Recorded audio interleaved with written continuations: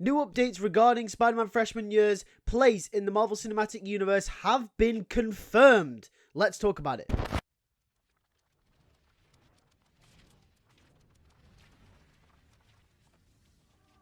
Yo, what's going on, you guys? Welcome back to a brand new video. In today's video, we're going to be talking about stuff that has been confirmed about Spider-Man freshman year. And in fact, in my video yesterday, which came out literally a couple of hours before this news dropped, I talked about my theories about how Spider-Man freshman year does not take place in the MCU.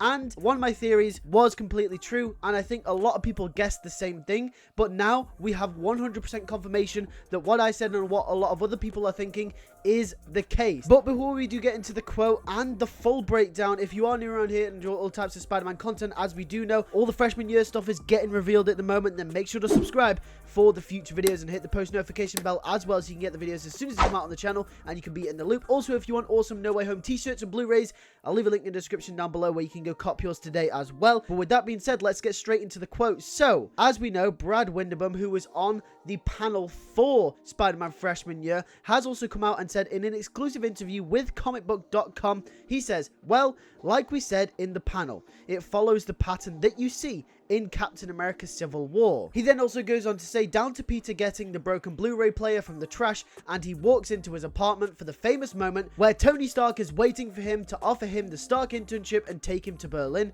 But because of things that happen in the multiverse, because of new random occurrences, it's not Tony Stark who's waiting for him there, it's Norman Osborn. And that sends his life in an unexpected trajectory that collides him with many unexpected characters in the Marvel Universe. Now, what does this exactly mean? Let's break this all down. So obviously, this is confirming to us that this is taking place in an alternate timeline than the MCU, thus confirming mine and everyone's theories that this is not MCU canon. This is a what-if scenario stretched into an entire series that will have multiple seasons. A bit like Marvel Zombies is literally an entire show based off that one what-if episode because people like that concept. Now, obviously, this is going to be a little bit different than just a what-if scenario because this is going to be a whole fleshed out show about Spider-Man in the Marvel Cinematic Universe where he's not involved with Tony Stark. Obviously, we know that this will still have MCU elements. As we know, Aunt May's still going to be there. Ned and MJ possibly might be there. But from the supporting cast that has been revealed to be in the show, we're not too sure on that just yet. And we also do know, due to these multiversal occurrences, we're going to be seeing a lot more villains from Spider-Man's Rogues Gallery,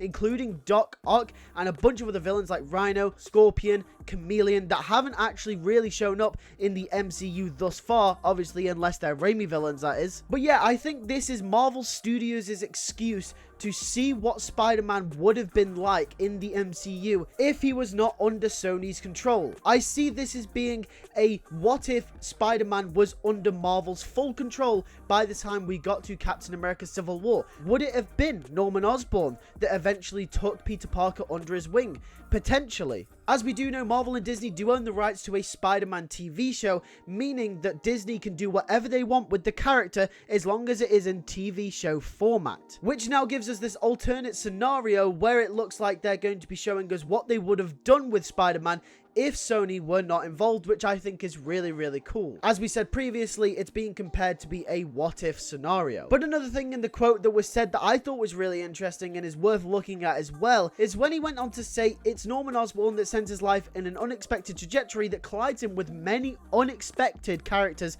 in the Marvel Universe. Now, this is really interesting because this means we might not just see villains that we've never seen before in the MCU, but we might also see him collide with other characters in the MCU that we haven't actually seen either. As we already do know, he will be coming across Daredevil, played by Charlie Cox, and Doctor Strange, who isn't being played by Benedict Cumberbatch at this point in time, but we haven't actually got the confirmation on that just yet. But maybe he might be coming across many other MCU heroes as well. As we know, in the supporting cast, we've also got Amadeus Cho, who actually becomes the Hulk. We've also got Nico Minoru, who becomes one of the Runaways as well. So there's a potential for a vast amount of Marvel characters to show up as superheroes in this show. for Peter to come across and interact with. But yeah, at least we're getting that confirmation that we know for a fact that this show will take place in an alternate timeline, almost like a what if scenario, and I'm really glad to get this confirmation because it was confusing a lot of people for quite a while. But with that being said, that is it for today's news. If you did enjoy this video, make sure to like on it, and also tell me what you guys think in the comment section down below. Do you think that this is good, it takes place